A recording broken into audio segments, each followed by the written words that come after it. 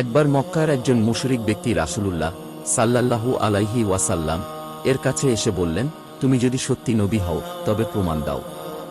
আমাদের বিশ্বাস হয় না যে আল্লাহ তোমাকে পাঠিয়েছেন। রাসূলুল্লাহ সাল্লাল্লাহু আলাইহি ওয়াসাল্লাম বললেন, তুমি কি প্রমাণ চাও?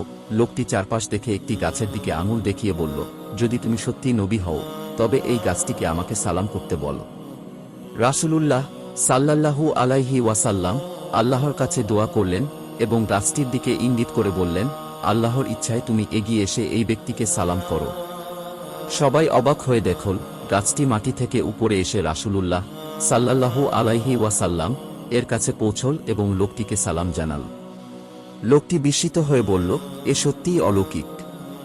আমি সাক্ষ্য দিচ্ছি আপনি আল্লাহর প্রেরিত রাসূল। এই অলৌকিক ঘটনাটি মক্কার বহু মানুষকে ইসলামের পথে নিয়ে এসেছিল। এটি আমাদের শেখায় যে